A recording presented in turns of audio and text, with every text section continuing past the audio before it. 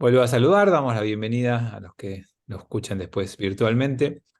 Jueves 3 de agosto, seguimos con nuestro pasaje por Reyes y Profetas y vamos a leer el capítulo 11 de Shoftim, que ya lo empezamos en el encuentro pasado, que habla sobre un nuevo Shofet, un nuevo juez, un nuevo líder del pueblo de Israel. Voy a compartir la pantalla. No sé si alguno anotó o recuerda exactamente hasta dónde llegamos en esta lectura de Iftach.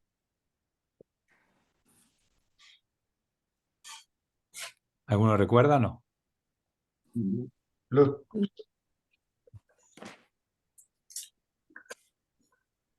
Bueno, estoy buscando. ok.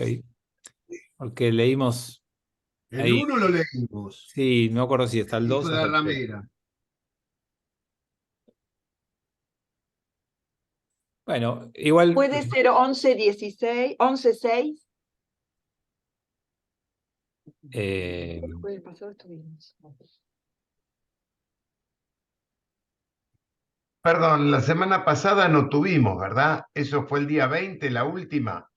No, la semana pasada sí. Sí, tuvimos la semana pasada.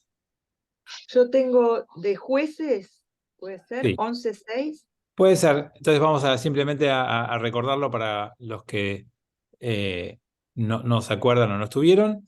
Iftach era una persona que es definida como fuerte y valiente y que era hijo de una prostituta con un hombre que tenía otra esposa y otros hijos.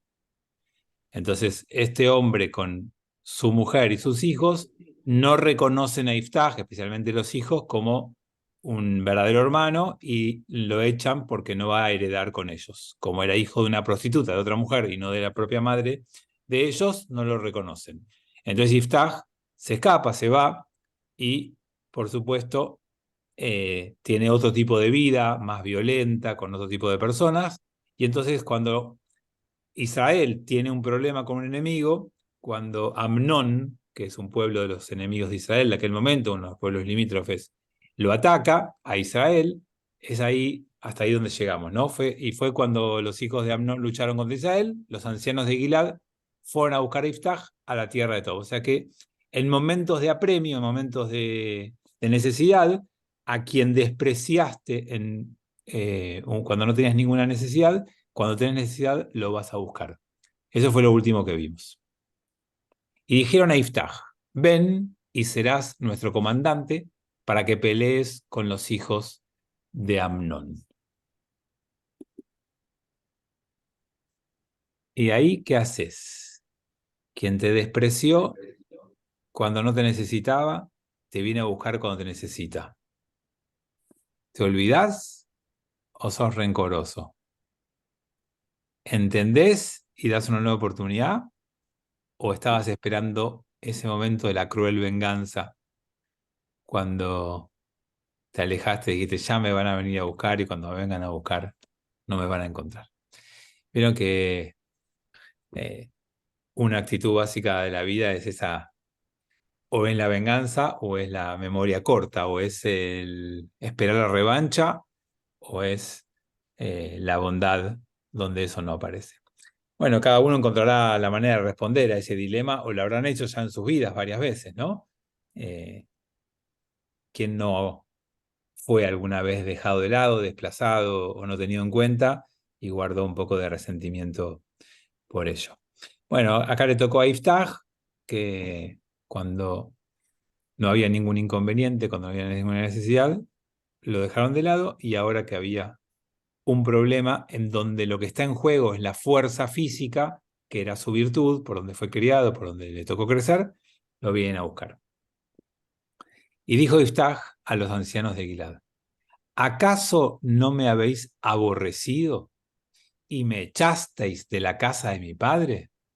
¿Por qué pues venís ahora a mí cuando estáis en desgracia? Y como verán,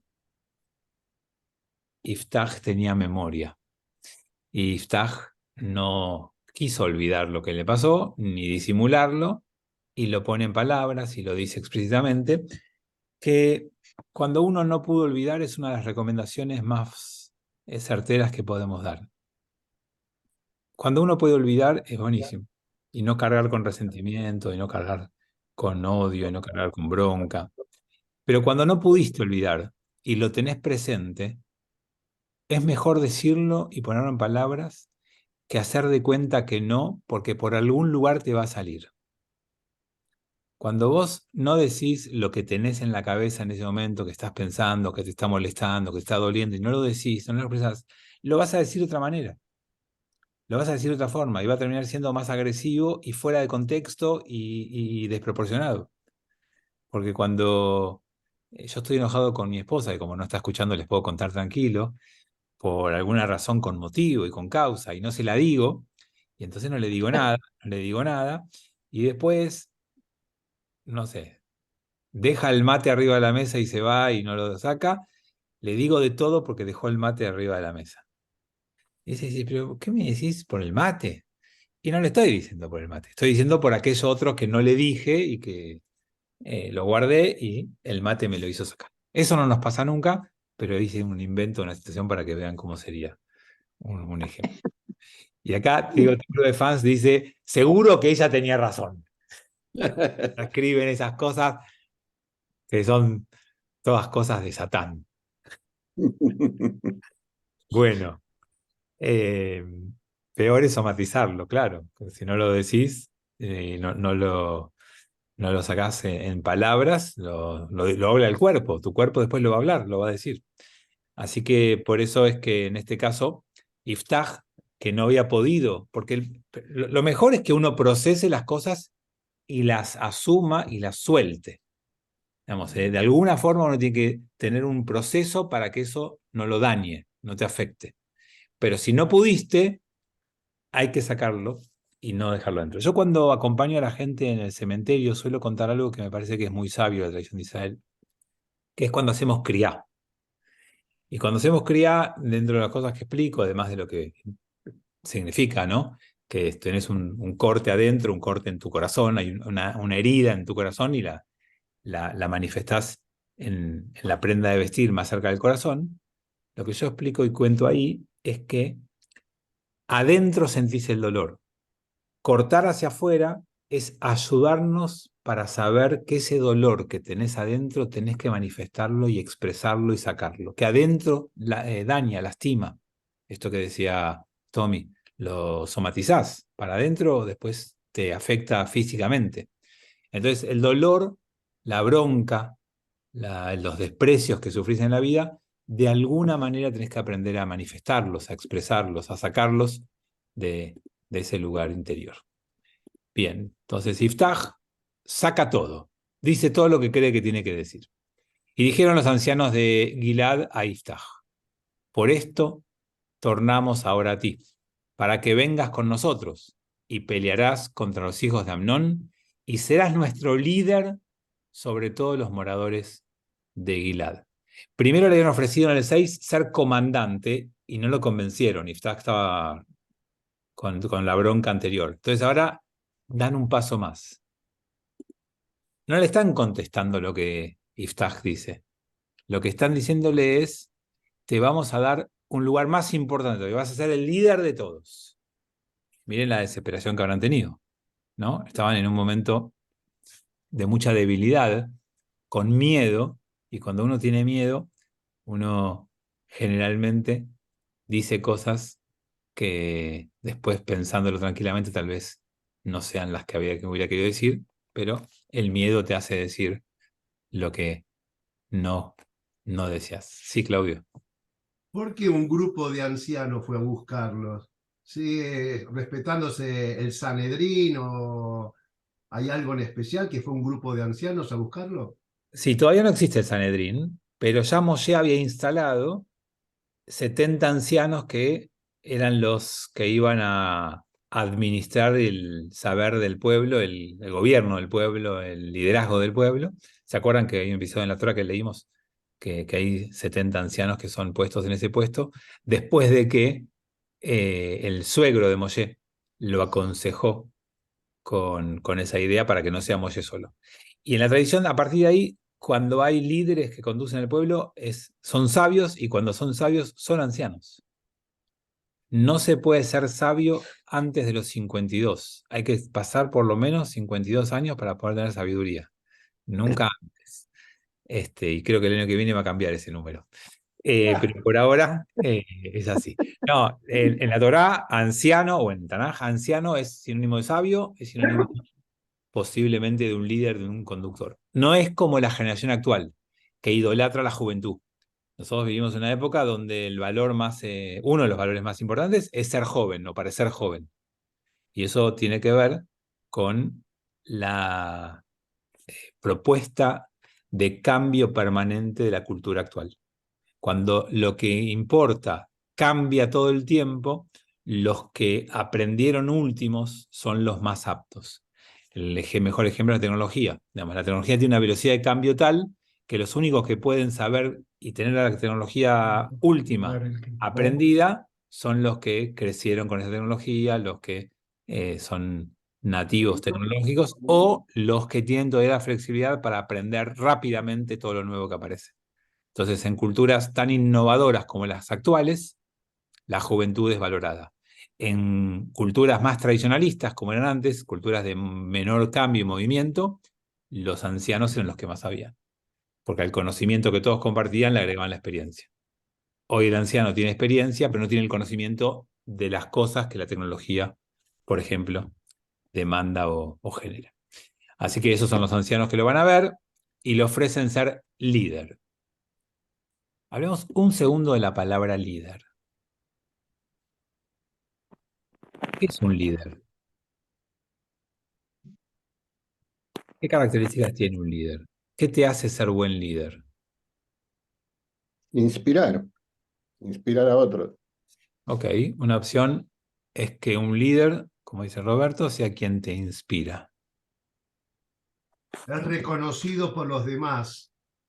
Ok, o sea que el liderazgo te lo dan otros.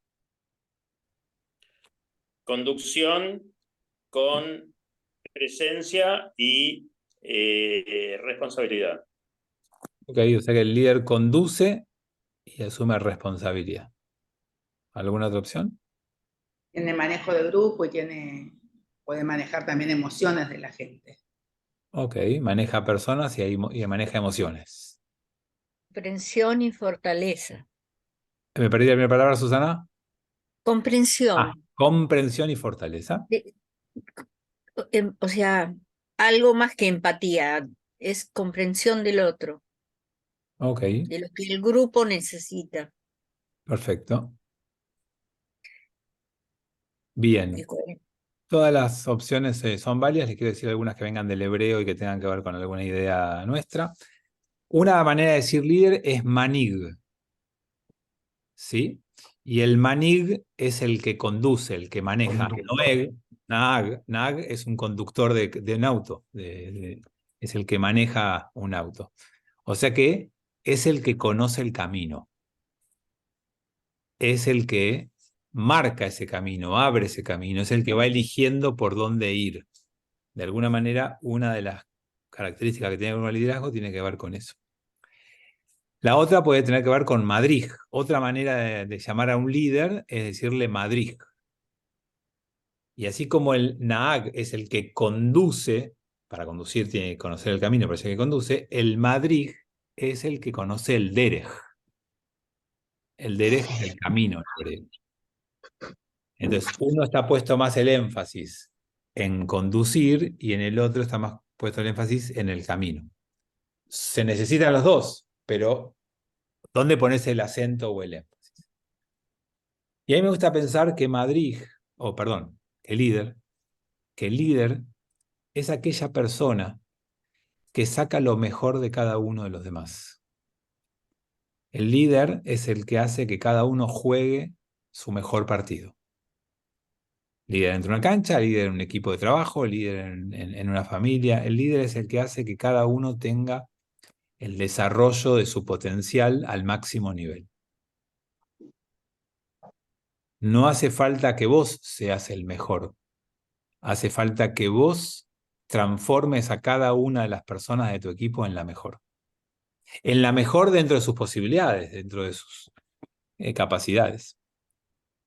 Y me parece que el verdadero líder no es el que se ve en acción, sino que es el que se ve cuando no está más. Porque mucha gente es excelente liderando, pero hace un culto de su personalidad tal que todo eso bueno que hace como líder en una etapa de su vida, lo arruina en otra etapa de su vida. Y a veces viendo la política en la Argentina, me parece que ese es el capítulo que más le falta a nuestros políticos. A nadie que está siendo líder le preocupa formar a la próxima camada de liderazgo. Entonces se aferran a ese lugar de liderazgo y no lo sueltan más. Y quizás en algún momento de su vida tuvieron ese perfil de liderazgo, pero después terminan aferrados a un recuerdo. Entonces yo les diría a todos los que ocupan algún lugar de liderazgo, porque todos ocupamos algún lugar de liderazgo, o en la familia, o con amigos, o en el trabajo, o en algún lugar. Y yo les diría que lo mejor de ser líder es trabajar permanentemente desde que empezás en tu rol a no unir a tu ser con tu rol. Yo no soy solamente el rabino de Lambert, porque si yo soy solamente el rabino de Lambert con ese rol de liderazgo que me toca hoy, me voy a aferrar acá y no voy a querer nunca dejar de serlo y en algún momento de mi vida podré hacerlo más o menos bien, pero en algún momento de mi vida lo voy a hacer mal. Nadie puede hacer bien toda su vida todo. Me impacta lo que uno ve con Messi estos días, ¿no? Porque más allá de que uno podría decir, bueno, es un jugador de fútbol, se fue de un equipo de los que tenía alrededor un montón de jugadores excelentes y entró en un equipo que venía de perder, y desde que entró fueron 3 partidos y ganó, creo que los 3. Y nada, por supuesto que tuvo a tiempo de cambiarse de una liga más competitiva a una menos competitiva, se dio cuenta que ya no podía estar a la altura de la otra y está jugando en un lugar donde sí, sigue marcando una diferencia y sigue. Ahora, cuando se tenga que retirar del fútbol, ¿qué le va a pasar? ¿Está preparándose para eso? Si alguna vez ven a algunos jugadores de fútbol que eran brillantes, de repente se ponen violentos en la cancha, se enojan, patean, pegan, porque es la impotencia de que no te sale lo que en alguna época te salía. Digamos, en alguna época te deja de salir lo que hoy te sale. A todos nos pasa. Lo vemos gráficamente en un jugador de fútbol, pero nos pasa a todos. Tenés que estar preparado para cuando no te salga lo que hoy te sale. Y para que eso no te genere odio, bronca, enojo y te aferres más a tu rol de liderazgo, sino que sepas dar un paso al costado, correrte y desarrollar, como decíamos hace poco en un encuentro, otras habilidades que todos tenemos. Bueno, le ofrecieron ser líder, como el comandante no lo sedujo, no lo convenció, le ofrecen el lugar de liderazgo. Y dijo Iftaj a los ancianos de Gilad: si me regresáis para que pelee contra los hijos de Amnón, y el Eterno los entregare delante de mí, ¿seré yo vuestro líder? Y dijeron los ancianos de Gilad a Iftaj: el Eterno sea testigo entre nosotros, que tal como dices, así haremos. O sea que no sé si Iftaj no había entendido la propuesta o quería avergonzarlos un poco más y ponerla en palabras para escuchar de vuelta el pedido que le estaban haciendo. O lo que está haciendo es entendiendo el precio que tiene que pagar para ser líder. No es gratis. ¿Cuál es el precio que tiene que pagar? Derrotar a Amnón. Solo se va a transformar en líder si gana la batalla. Eso es lo otro que uno encuentra acá, ¿no? Si me regresáis para que pelee con los hijos de Amnón, y el Eterno los entregare delante de mí. O sea, si gano la batalla, si derroto a los hijos de Amnón, ¿ahí seré vuestro líder? Y ellos dijeron, por supuesto, si el Eterno hace eso con nosotros, así haremos. Esa es nuestra promesa, ese es nuestro compromiso. Y fue Iftaj con los ancianos de Gilad y el pueblo lo puso como líder y comandante, y habló Iftach todas sus palabras delante del Eterno en Mitzpah. Y envió Iftach mensajeros al rey de los hijos de Amnón diciendo: ¿qué tienes tú conmigo que has venido a guerrear contra mí en mi tierra? Y como alguien decía, no fue líder hasta que lo impusieron y todo el pueblo lo reconoció como comandante y líder, ¿no? El liderazgo puede ser enunciativo, pero solamente es real si te reconocen en ese lugar, si te dan ese lugar. Rab, Sí. yo no, se me ocurrió recién, tal vez esté equivocada, pero el pueblo también quería que Dios lo reconociera como líder, porque si le daba el poder de ganar la batalla, estaba como reconociéndolo como portavoz, como líder de ese pueblo. Y entonces, después ganando, porque si no, no ganaríamos, porque Dios no estaría con el grupo. Y, y después de eso sí lo hacen líder, porque Dios lo reconoció primero. Va, se me ocurrió, nada, Sí, es correcto. Lo que pasa es que tiene un problema ese razonamiento para mí, en mi forma de pensar. Esto es cuando llamamos a alguien resultadista, ¿no? Resultadista es que solamente te llevas bien, te importa, valorás cuando el resultado coincide con lo que vos esperabas. esas son las palabras que ellos dijeron. Si ganamos, te hacemos líder, si no, no. Lo que pasa es que el pueblo, que es simple, sencillo, no desarrollado, no instruido, necesita ver eso, necesita ver cosas concretas. Pero nosotros en la vida tenemos que pensar que los resultados no son la única manera de darte cuenta si alguien cumple bien su tarea o no. Estoy de acuerdo con vos, digo, lo que veo de ese momento es como que quieren apoyarse en Dios tanto como en su propia visión de lo que, en el resultado, digamos. El resultado va a indicar que está bien. Claro, en esa mirada, la única forma Claro. de saber que Dios está de acuerdo es que Él Exacto, gane la batalla. exacto, Esa es la exacto. bendición de Dios. Pero lo que nosotros tenemos que saber es que a veces Dios puede decirnos no. Yo puedo rezar y pedir para que algo pase, para que una persona querida se cure, para que yo obtenga algo que estoy deseando mucho hace mucho tiempo y lo pido con todo mi corazón. Pero la respuesta no solamente puede ser sí, también puede ser no. Y uno tiene que poder aprender a vivir con los no de la vida, como uno aprende a veces a vivir con los no de los seres queridos, de los padres, de los cónyuges. Entonces, yo entiendo lo que dice Susana y el texto lo dice de esa manera como lo dice Susana, pero como uno lee el texto para aprender, digamos, también hay que darse cuenta que en la instancia más primitiva, más infantil de nuestra vida, es que decimos, bueno, si fue así es porque Dios lo quería y entonces es Dios el que resuelve esas cosas.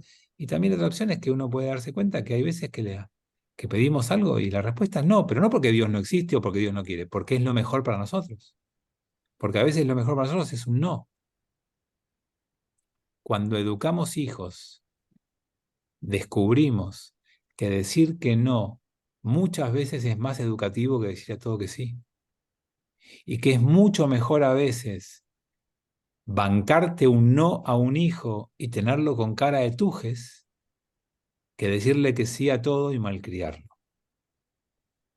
Y estoy seguro que cuando el no es justificado y tiene motivos y razones, los hijos terminan respetando y valorando las decisiones de no, y el enojo dura poco. Y cuando todo es sí, nada se valora. Claudio. Sí, a mí me parece que en este caso podía conseguir la autoridad de conductor de un pueblo a partir del resultado. Pero un líder no es consecuencia de un resultado. Más de una vez uno se enoja con un líder y no deja de reconocerlo por tal. O sea, está en desacuerdo con vos mismo. Yo a veces no estoy de acuerdo en el 100% de las cosas que vos decís y no dejas de ser mi líder religioso. Bueno, hablemos de eso, Claudio. A ver, ¿en qué no estás de acuerdo?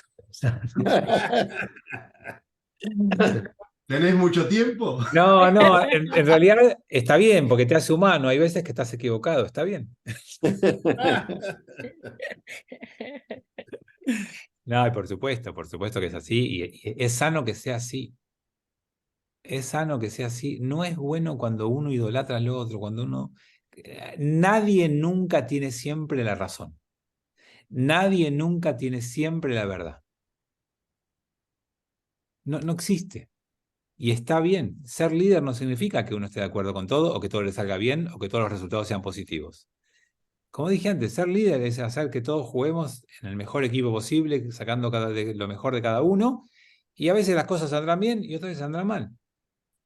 Y sin lugar a dudas, para uno transformarse en líder tiene que haber algunos resultados positivos, pero sin lugar a dudas, mientras uno es líder va a haber muchos resultados negativos. Errores, equivocaciones, desacuerdos, llámenlo como quieran, pero es parte del juego.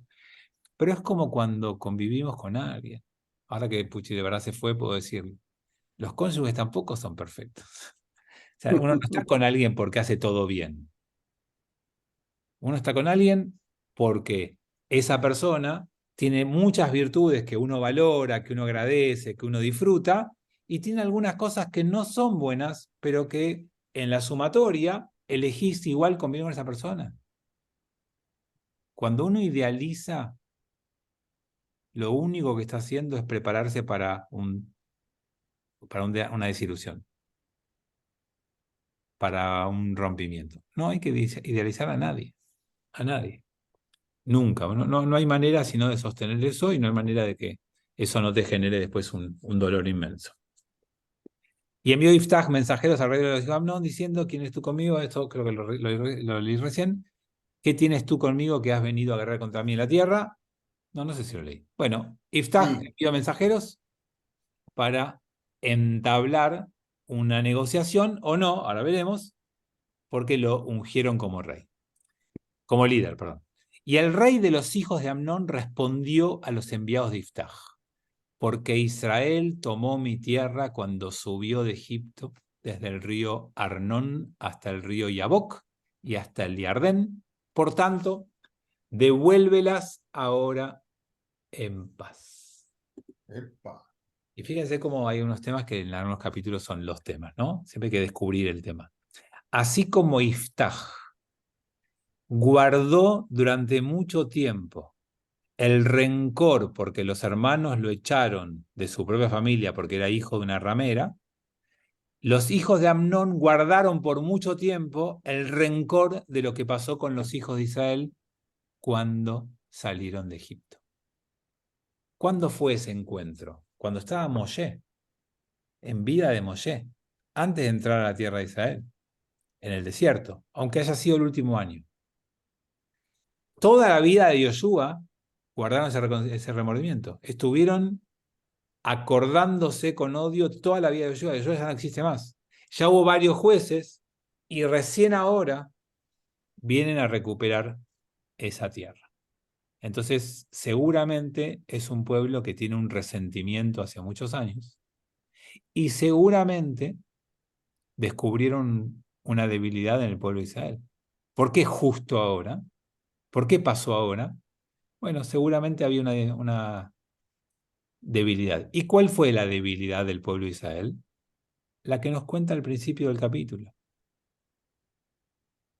Que hermanos se distancian, se pelean, que hermanos marcan discriminación entre ellos, que hermanos dejan de reconocerse como tales.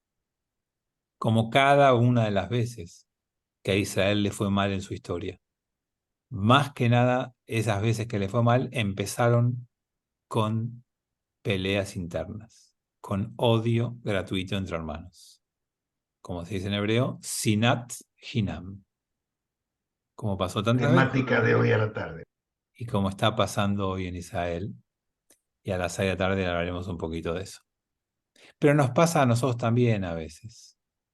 ¿Cuántas familias a veces se dividen, se debilitan? ¿Cuántos grupos, cuántas empresas, cuántas comunidades se debilitan por peleas, por diferencias? Porque vos sos hijo de otra madre, porque vos no vas a heredar conmigo, porque vos no sos digno, porque vos no tenés la sangre que tengo yo, porque vos no tenés esta inteligencia, porque vos no tenés mi manera de pensar. Y nos dividimos y nos peleamos.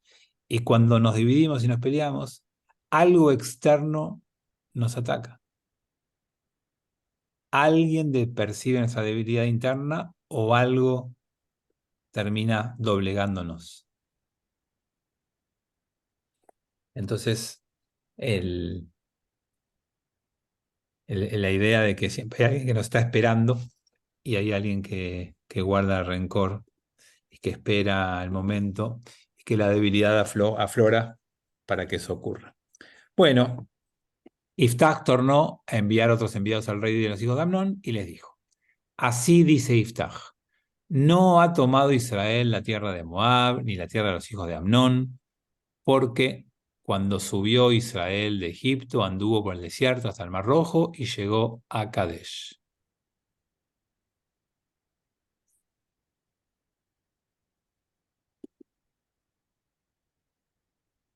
¿Por qué mezcla dos pueblos, Moab y Amnón?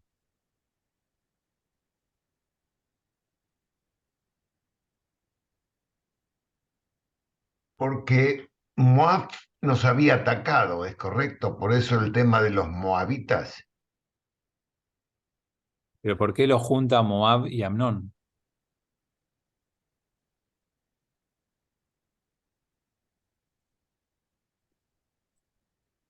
¿Por qué esos dos pueblos juntos? ¿Alguien recuerda de dónde viene Amnón? ¿Alguien recuerda de dónde viene Moab?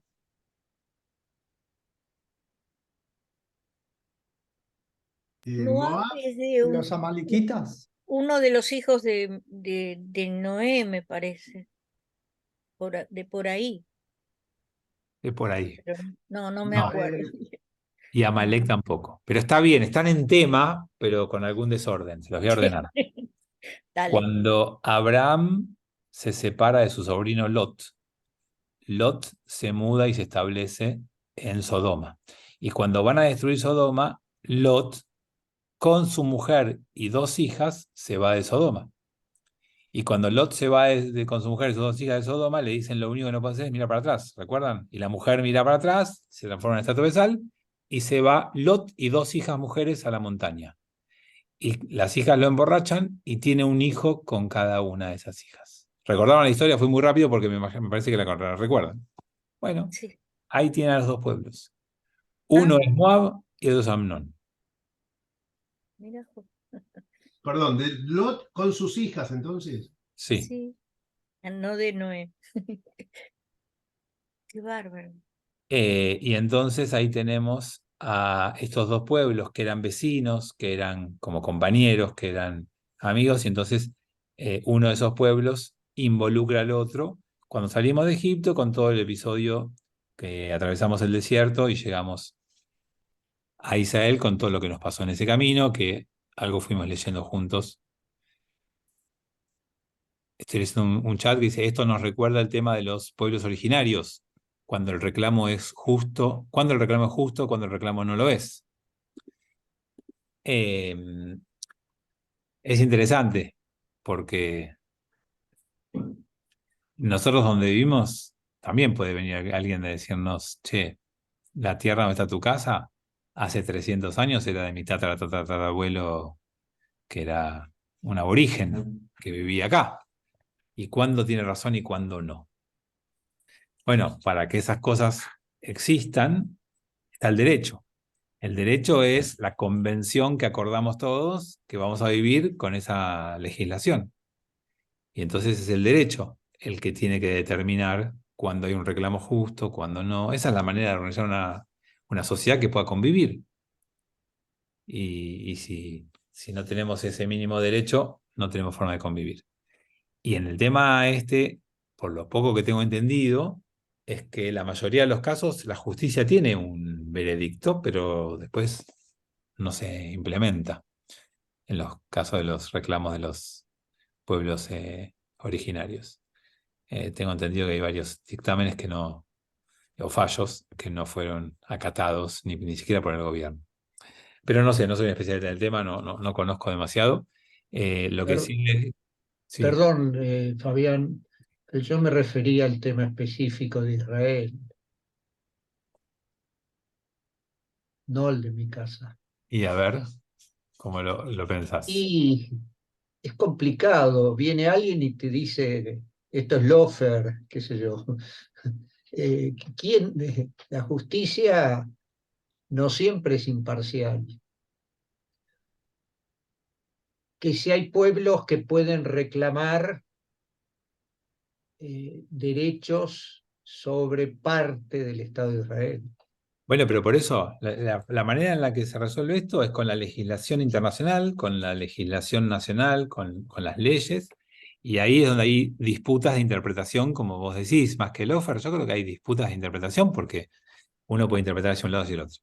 Si quieren, tomo 5 minutos para darles algunos conceptos de las tierras de Israel y su implicancia jurídica de algunas cuestiones que uno puede saber. En noviembre del 47, las Naciones Unidas resolvió e implementó lo que se llama un plan de partición. Y ahí le atribuyó al gobierno de Israel y al futuro gobierno de Palestina la jurisdicción de una porción de tierra que, entregada por la ONU y aceptada por vos, se transforma en legítima. Esa tierra te pertenece independientemente a quién le haya pertenecido antes. Lo que pasó es que el 14 de mayo de 1948 Israel declaró independencia sobre la parcela de tierra que le dio las Naciones Unidas y se transformó en legítimo dueño de esa tierra, y los palestinos decidieron no hacerlo. Y decidieron atacar en forma conjunta a Israel, invadirla para quitarle toda esa tierra que las Naciones Unidas había entregado en gobierno legítimo a Israel. Establece esa misma Naciones Unidas que si vos como país atacás a otro país y vos sos el agresor y ese país defendiéndose te expulsa y avanza sobre tierras tuyas y las conquista, no tenés derecho a reclamarlas. Es como haber iniciado la guerra te hace perder el derecho de la legitimidad sobre tu propia tierra. Entonces, en el 48 se empezó una guerra que terminó en el 49, con un par de armisticios en el medio, y la tierra de Israel quedó más grande que la que le entregó la ONU. Y esa ampliación de tierra no tiene discusión de legitimidad, porque Israel la obtuvo en una guerra claramente defensiva. Se reconfiguró el mapa a partir del 49. En el 67 vuelve a haber una guerra similar. El problema es que en el 67 no está tan claro quién atacó primero. Y ahí es donde está la discusión, porque si Israel pudiera estar convencido y demostrar que fue atacado, podría quedarse con todo lo que ganó. Pero nadie reconoce en el derecho internacional que Israel haya sido atacado. Todos nos llenamos de orgullo, ¿se acuerdan? Israel destruyó toda la aviación egipcia antes de que se despegue un avión en la Guerra de los 6 días. Y entonces dominó los cielos. Entonces, técnicamente atacó primero Israel. Pero Israel tenía los ejércitos puestos en la frontera. Israel le bloquearon la salida del Golfo de Aqaba, que era su salida marítima. Y entonces Israel puede decir, y de hecho lo dice, que bloquearte la salida al mar es un acto de guerra. Pero no hay acuerdo en ese punto en lo que se discutió en la ONU, por lo tanto, la ONU siempre dispuso que los territorios ocupados en la Guerra de los 6 días no son legítimos y no son propiedad de Israel. Israel tiene claro esto y sabe que para tener un acuerdo final tendrá que negociar con los dueños de esa tierra. Mientras tanto, Israel tiene una situación de ocupación, que en el mundo es una categoría que existe, y que si no tuviéramos algún poder de veto cada tanto de Estados Unidos, ya la ONU hubiera tomado resoluciones distintas. Pero cualquier resolución de las Naciones Unidas de implementación inmediata tienen que pasar por el Consejo de Seguridad. Y el Consejo de Seguridad tiene 15 miembros, 5 de los cuales tienen poder de veto. Y hasta ahora, cada vez que hubo alguna resolución para implementar una expropiación de esa tierra de forma violenta o algún tipo de sanciones a Israel por estar ocupando tierras, fueron bloqueadas por Estados Unidos. Perdón, vos decís toda una situación que se dio en el 67. Ahora Israel también sostiene que la destrucción de la aviación egipcia fue un ataque defensivo por la situación de que estaba rodeado, le habían cortado la salida al mar y todo lo demás. O sea, inició Israel el ataque en el 67 destruyendo las fuerzas aéreas en tierra en Egipto, pero también sostiene que fue un ataque defensivo por lo que estaba distribuido en sus fronteras. Yo te entiendo y lo nombré, todo lo que dijiste lo nombré. Lo que pasa es que para el derecho internacional, una guerra defensiva no incluye un ataque preventivo. Y lo que hizo Israel, para muchos legisladores del mundo, es un ataque preventivo. Yo comparto con vos, no voy a esperar, o sea, es como que, llevémoslo a tu caso personal en tu vida. Vos podés matar en defensa propia, no podés asesinar. Vos tenés en la puerta de tu casa una persona que dice, te grita, te insulta, entro y mato a tus hijos, ¿sí? Ahora, pero lo único que se está gritando a la puerta, y vos sacás un revólver y le pegás un tiro en la cabeza, vas preso.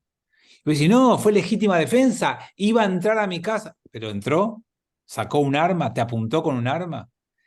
Entonces, ahí entra, sí, yo le vi el arma que lo tenía en el costado del cuerpo, ¿qué voy a esperar que lo saque? ¿Qué voy a esperar que me apunte? ¿Voy a esperar que gatille? O sea, ¿yo me tengo que dejar pegar un tiro para poder pegar un tiro? No lo vas a hacer. Y uno lo entiende, como persona lo entiende. Ahora, jurídicamente es otro tema. Y como jurídicamente sabemos que la mayoría de los jueces que juzgan estas cosas no son muy pro Israel, y tenemos, obviamente, una tendencia a que nos fallen en contra, seguramente nos va a costar mucho probar que fue realmente en legítima defensa y habiendo sido atacados primero. Esto yo creo que Israel ya lo resignó, la mayoría de los gobiernos sabe, y de hecho con Egipto lo hicimos, amigos. Egipto se sentó, nos dio la paz y nos retiramos de la península de Sinaí. La península de Sinaí la conquistamos en la guerra del 67. Y había colonos establecidos, y hubo que hacer un primer transfer, levantar a toda esa población, sacarla de ahí cuando ya estaba establecida, y perdió Israel un montón de dinero y territorio que podría haberse quedado, y no lo dijo, no lo discutió. Cuando Egipto le firmó la paz, levantó todo y se fue. Y Sharon se fue de Gaza, y firmaron la paz con Jordania, y no reclamó. O sea, para mí Israel tiene claro esto. Hoy tenés un problema, porque los últimos 20, 30 años de Israel en la política con Cisjordania fue tal que hoy tenés 400.000 judíos en territorio conquistado a Palestina en la guerra del 67. Políticamente no recuperado, no administrado. Tienen razón, está bien, no es político lo mío. Vamos, la guerra del 67, Israel se quedó con tierra que era del plan de partición de Palestina, que está en Cisjordania. Y en esa tierra que no está legitimada a nivel mundial por la ONU, no tenemos legitimidad mundial sobre esa tierra, viven 400.000 colonos judíos. ¿Qué vamos a hacer con eso? Si firmamos la paz y le decimos que declara un Estado palestino, estamos lejísimos de eso. ¿Qué hacemos? ¿Que sean ciudadanos palestinos esos 400.000 judíos? ¿Israel se retira y los deja a la buena del Estado palestino? No lo va a hacer. ¿Y qué va a hacer? ¿Va a ser un transfer con 400.000 personas? Es una locura. Entonces, lo más probable que tenga que hacer es entregarle a los palestinos otra tierra similar en la tierra de Israel y quedarse con esa tierra. O sea, negociar, reconociendo que no le pertenece. Toda negociación va a implicar un montón de plata, y en todas las negociaciones de paz que hubo hasta ahora, Estados Unidos era el financista de esa parte. Entonces, cuando Thomas Friedman recomienda, suelto de cuerpo, que Estados Unidos deje de apoyar económicamente a Israel para presionar en esto, uno dice, tené cuidado con lo que deseás, porque se puede cumplir. Digamos, yo trataría que no pase eso.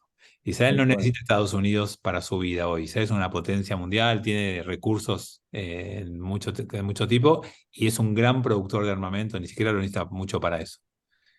Pero para situaciones extremas como un acuerdo de paz negociado con los palestinos, necesitamos a Estados Unidos. Y esperemos que algún día eso pase. Y hay una puerta abierta, ¿no? Saben que así como hay un conflicto interno tremendo, hay una luz que implica un acuerdo a 4 bandas, en donde el acuerdo es Israel, Palestina, Arabia Saudita y Estados Unidos. Y en una palabra, el acuerdo es: Estados Unidos le garantiza un tratado de defensa mutua a Arabia Saudita a cambio de que Arabia Saudita reconozca y establezca vínculo con Israel. Y a Israel le permite tener un acuerdo de paz y un reconocimiento de Arabia Saudita a cambio de que haga la paz con los palestinos. Esa es la última novedad de este conflicto, que trae una pequeña luz de esperanza, que cuando fueron los acuerdos de Abraham, que Israel lo firmó con 4 países árabes en los últimos años a cargo de Netanyahu, siempre se hablaba que el gran acuerdo que falta y que tiene que llegar es el de Arabia Saudita, que todo el resto eran para la tribuna, eran menores, eran pequeños, y que el verdadero acuerdo de paz que se estaba gestando por abajo y que se estaba preparando en terreno es con Arabia Saudita. Lo que pasa que en el interín, Arabia Saudita, que estaba enemistado, peleado y roto relaciones con Irán, se empezó a amigar. Y eso complica todo el panorama. Bueno, perdón, nos fuimos un poquito de tema, pero siempre creo que es interesante volver a los temas de la tierra de Israel. Bueno, entonces envió Israel mensajeros al rey de Edom. Estamos repasando lo que pasó en el desierto, ¿sí? Dijo, no te sacamos de la tierra.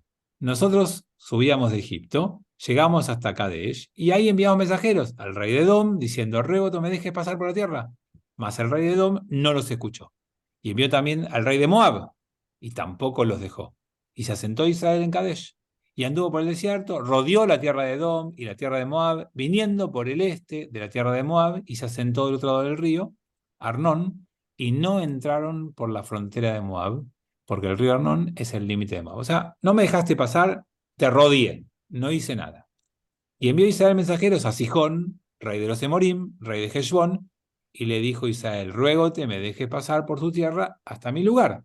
Mas Sihón no confió en Israel para dejarlo pasar por su territorio, y juntó Sihón todo su pueblo y acampó en Yatzá y luchó contra Israel. Fíjense que estamos en los mismos criterios. Israel de aquel momento le dice, yo no te ataqué. Me atacaron y yo me defendí. Yo pedí permiso para pasar y quería pasar sin causarte ningún daño y vos no me dejaste pasar. Y no solo no me dejaste pasar, sino que desconfiaste de mí y me atacaste. Así que lo que yo te ataqué a vos y te saqué no fue una guerra ofensiva, fue una guerra defensiva. Lo mismo que hablábamos antes. Por tanto, no tenés nada que reclamarme, ¿no? Y entregó al eterno Dios de Israel a Sihón y a todo su pueblo, hermano de Israel, y los hirieron, y poseyó Israel todo el territorio del Emorí que habitaba en aquella tierra. Y poseyeron toda la frontera del Emorí, desde el río Arnón hasta el río Yabok, y desde el desierto hasta el Jardén, y así el eterno Dios de Israel desposeyó a los Emorim de delante de su pueblo Israel, y tú, por ventura, ¿lo has de poseer? ¿Acaso no posees lo que Kemosh, tu Dios, te hizo poseer? Así pues, poseeremos nosotros a todo aquel que el eterno nuestro Dios echó de delante de nosotros. O sea, mi Dios me ayudó, te conquisté, tu Dios no te ayudó, vos arreglate con lo que tu Dios te da, yo me arreglo con lo que me da.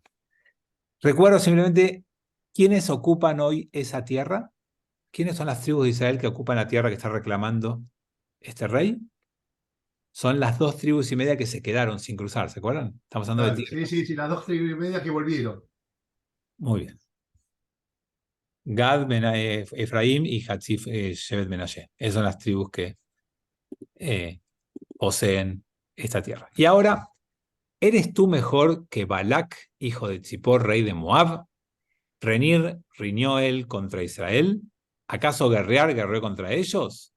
cuando se asentó Israel en Heshbón y sus aldeas, en Aror y sus aldeas, y todas las ciudades que están al margen del río Arnón, durante 300 años, ¿por qué no la habéis rescatado en ese tiempo? Por lo tanto, yo no he pecado contra ti, mas tú obras mal en contra mío, guerreando contra mí. Sea el eterno juez hoy entre los pueblos de Israel, los hijos de Israel y los hijos de Amón. Mas el rey de los hijos de Amón no escuchó las palabras de Iftaj, le envió, y el Espíritu del Eterno fue sobre Iftaj, y pasó por Gilad y Menashe, y de allí pasó a Mitzpe Gilad, y de Mitzpe Gilad pasó a los hijos de Amón, y Iftaj hizo, y quería llegar a esto, que es el gran tema, hizo una promesa al Eterno diciendo, si entregares a los hijos de Amón en mi mano, entonces será que quien quiera que salga de la puerta de mi casa a recibirme cuando volviere de los hijos de Amón en paz, será para el Eterno y lo ofreceré en holocausto. Acuérdense, Iftaj viene de Aftajá, promesa. Iftaj va a enfrentar a Amón, no hay vuelta, hay guerra. Explican todo lo que quieren explicar antes y hay guerra. ¿Qué hace Iftaj para ganarse el favor de Dios? Le hace una ofrenda. Y la ofrenda es una promesa. ¿Y qué promete Iftaj? Su hija. No, no promete su hija. Al que salga primero a su encuentro. Claro. Dice Dios, si vos me ayudás y vos me hacés ganar la guerra, cuando yo vuelva de la guerra, el que salga a mi encuentro, el primero que sea, te lo ofrendo. Pero como Ernesto ya conoce la historia, ya sabe que cuando vuelva de la guerra, ¿quién va a salir a buscarlo? La hija. Entonces, así como hace un ratito les dije, tené cuidado con lo que deseás, que se puede cumplir, tené cuidado con lo que prometes, porque después lo tenés que cumplir. Por eso el pueblo judío siempre dice Bli Neder, porque una promesa que no se cumple es gravísimo. Entonces no prometas, y si vas a prometer algo, tené cuidado. Porque pasa lo que les dije antes, cuando tenés miedo, cuando estás desesperado, prometés cualquier cosa. Por eso, quienes echaron a un hermano porque no consideraron hermano, cuando tenían miedo, lo fueron a buscar y le prometieron todo. Vas a ser nuestro líder, vas a ser nuestro conductor, comandante, te vamos a seguir a donde vos nos diga que vayamos. Porque estaban asustados. Y acá Iftaj también tiene un poco de miedo. Y entonces quiere el apoyo de Dios. Y entiende que el apoyo de Dios lo va a conseguir si promete algo importante. Y prometió algo que después va a tener que cumplir. Los dejaría acá y les diría la semana que viene vemos si cumple la promesa o no. Pero no, lo vamos a ver rápido porque no los voy a dejar con toda la semana con esto. Y pasó Iftaj a los hijos de Amón por luchar contra ellos, y el Eterno los entregó en su mano, y los hirió desde Aroer a llegar a Minit, 20 ciudades, y hasta Abel Keramim, un muy duro golpe. Así fueron sometidos los hijos de Amón delante de los hijos de Israel. O sea, Iftaj ganó la guerra. Y vino Iftaj a Mitzpah, a su casa, y he aquí que su hija le salió a su encuentro con panderetas y danzas. Y ella era su única hija. No tenía él otro hijo ni hija. Y ocurrió que cuando él la vio, desgarró sus ropas diciendo, ay de mí, hija mía, afligir me has afligido, y tú has sido mi angustia, porque yo he abierto mi boca al Eterno, y no puedo retractarme. Tremenda angustia uno siente cuando lee esto, ¿no? Pero yo quiero decirles algo, y ahora sí, cerrar acá y después veremos el final en el próximo encuentro. Pero quiero decirles algo que me parece como muy fuerte, que encuentro una y otra vez en la Torá y en nuestra vida. Lo que les quiero decir es que muchas veces los hijos repetimos historias de los padres. Estamos marcados por historias que nuestros padres tuvieron en su vida y después nosotros como padres repetimos esa historia. El papá de Iftaj perdió a su hijo porque lo dejó ir de su casa, porque no lo cuidó, no lo valoró, dijo, sí, si tus hermanos te dicen que te vayas, andate. No peleó por su hijo. Era su hijo, no importa que lo haya tenido con otra esposa o con otra mujer. Era su hijo. Y lo dejó ir. Y no lo cuidó. Y ahora Iftach repite lo que hizo su padre. Rápidamente está dispuesta a perder un hijo o una hija. No podía haberse peleado con Dios para no perder a su hija. Y el papá de Iftach no podía haberse peleado con sus dos hijos para defender a su hijo. Bueno, quizás algo que tenemos que nosotros todos siempre estar muy atentos y estar muy conscientes y muy conocedores de nuestro ser, tiene que ver con no repetir historias de nuestros padres. Y para eso uno tiene que conocerse uno mucho, conocer mucho su propia historia, saber mucho cómo fue su vida y llevar eso siempre presente. Y que elijamos repetir lo que elegimos repetir, porque aprendemos también por imitación, aprendemos copiando y tomando los modelos de nuestros padres en lo que queremos aprender y tomar, y nos diferenciemos en los que nos querramos diferenciar. Nadie está condenado, pero podés condenarte si no sos consciente. Sí, María. No, que se dice que esas historias familiares hay que contarlas justamente para que no se repitan, porque no suele repetirse tal vez en la tercera hasta cuarta generación. Sí, hay que contarlas y hay que escucharlas, porque está lleno de nietos que cuando los abuelos hablan no escuchan. Está lleno de hijos cuando los papás quieren contar su historia, dicen, no me rompas. O como dicen ahora, me da paja, papá. Entonces, es imperioso conocer las historias, saber de dónde venimos, conocer cómo llegamos a ser quienes somos y tenerlo siempre presente para no repetir lo que nos causó dolor en algún momento, para no continuar lo que otros hicieron equivocadamente con nosotros y nosotros cargamos en nuestra memoria. Aunque no está consciente, está. Conocerlo nos puede ayudar a trabajar en eso. Bueno, amigos, la semana que viene cerramos la historia de Iftach y abrimos un nuevo Shofet del pueblo de Israel. Chau. Muchas gracias. Nos vemos mañana a las 6 de la tarde. Gracias, que tengan buen Una día. preguntita Sí. chiquitita. ¿Hoy de la Sí. tarde es por Zoom? No, es por YouTube o de la página del Ambrot. YouTube. Es una Ah, transmisión porque, como alguien dijo, creo que escuché, él y yo estamos en lugares distintos. Entonces hacemos un Zoom nosotros dos y transmitimos el Zoom por YouTube o lo pueden encontrar también en la página del Ambrot. En cualquier lugar. Perfecto, perfecto. Gracias. Que tengan buen Gracias. día. Chau, chau. Buenos Chao. días.